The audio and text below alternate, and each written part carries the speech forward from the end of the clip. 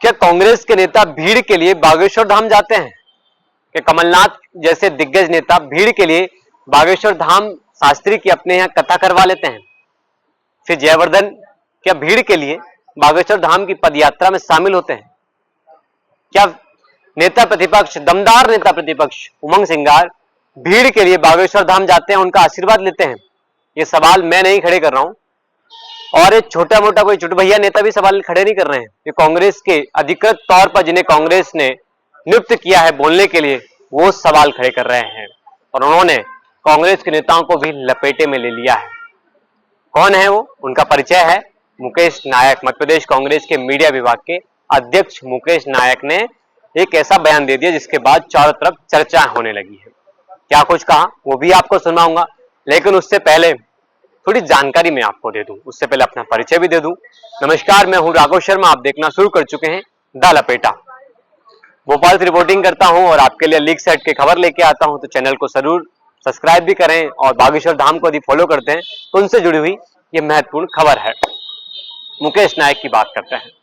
मुकेश नायक जब मीडिया विभाग के अध्यक्ष बनते हैं तो एक लेटर जारी करवाते हैं कि मीडिया में कोई भी यदि बाइट या कोई भी चीज प्रवक्ता बोलते हैं तो उसको वेरीफाई आपको मुकेश नायक से करवाना पड़ेगा, मतलब मीडिया विभाग के अध्यक्ष से आपको करवाना पड़ेगा।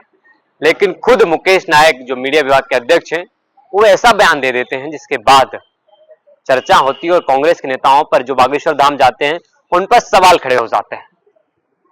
उन्होंने धीरेन्द्र शास्त्री को चुनौती देते ये कह दिया, उन्होंने चुनौती देते हुए कहा कि यदि आप मंच लगाइए और मंच पर आप धर्मों के लेकर जो भी शास्त्र हैं, रामायण, श्रीमद् भागवत गीता, इन पर आप चर्चा करिए।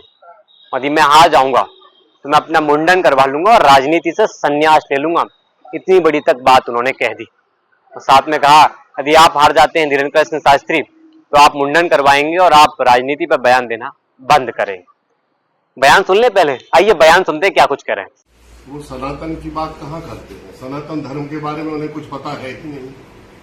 वो जिस तरह की भागवतें बोल रहे हैं बिल्कुल बचकानी है। इसको बुंदेलखंडी में कहा जाता है उचक्का। उचक्का 18,000 श्लोकों का ग्रंथ है। जिस तरीके से वो भागवत बोलते हैं मुझे बहुत शर्म आती है कि हमारे धर्म ग्रंथों, हमारी परंपराओं और हमारी ऋषि परंपरा की जो देन है उसका ये ऐसा मजाक उड़ाते हैं, मजमा लगा के हजारों लोगों को सामने बिठा के जिस तरीके से इन ग्रंथों की वो व्याख्या करते हैं, हंसी आती है। ना तो इस बागेश्वर धाम वाले बाबा को रामचरितमानस का ज्ञान है, ना भागवत का ज्ञान है, ना इसको वैदिक परंपरा का ज्ञान है। वैदिक जो वांग्मय है, ये वैदिक वांग्मय आप जानते हैं क्या है?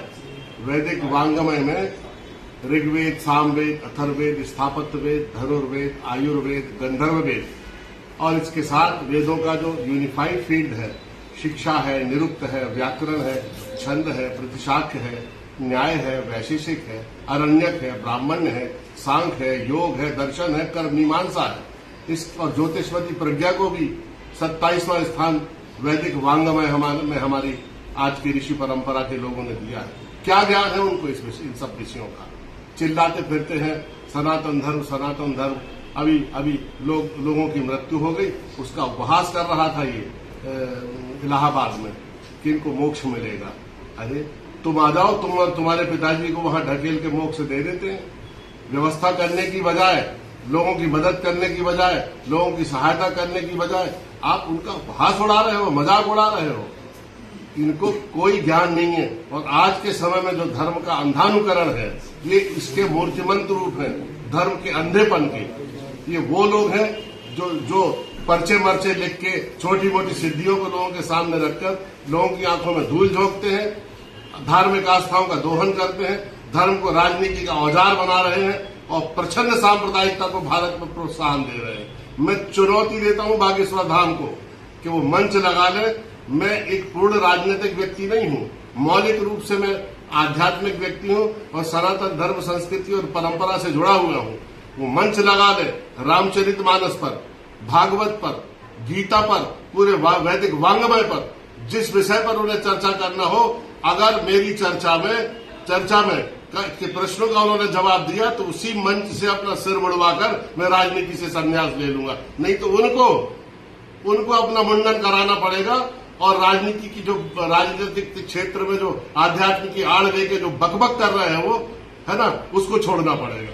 सर एक और महत्वपूर्ण सवाल है, कई कांग्रेस के जो वरिष्ठ नेता हैं वे भी तो बाबा बागेश्वर धाम जाते हैं, पंडित धीरेन्द्र शास्त्री से आशीर्वाद ये लेते हैं। नेता इतना दया का पात्र है कि नेता जैसे ही देखता है कि किसी व्यक्ति के पास भीड़ भाड़ लग रही है तो उसको लगता है ये हमारे वोट है, सच कहने की क्षमता उसकी खत्म हो जाती है और उस भीड़ का वो उपयोग करना चाहता है और इसी अंधानु धर्मांधता से प्रेरित होकर वो भी उनके पास जा रहे हैं। उनकी भी मैं आलोचना करता हूं। अपने बयान सुनो, पूरा बयान सुना होगा आपने। उन्होंने धीरेन्द्र कृष्ण शास्त्री के पिता को लेकर भी बयान दिया। उन्होंने कहा कि आपके पिता को मोक्ष चाहिए तो आ जाइए कुंभ में, महाकुंभ में, मैं गंगा जी में उनको धक्का दे दूंगा, मोक्ष मिल जाएगा। ये बात उन्होंने क्यों कही? क्योंकि धीरेन्द्र कृष्ण शास्त्री ने जो भगदड़ में लोग मरे थे उनको लेकर धीरेन्द्र कृष्ण शास्त्री ने बयान दिया था कि उनको मोक्ष मिल गया है, मोक्ष की नगरी है, उनकी वहां पर मौत हुई है तो मोक्ष ही मिला है। मुकेश नायक का इस तरीके से बयान देना, कांग्रेस के नेताओं पर सवाल खड़े करना, तो लाजमी है कि मध्य प्रदेश की राजनीति अब गरमाने लगी है।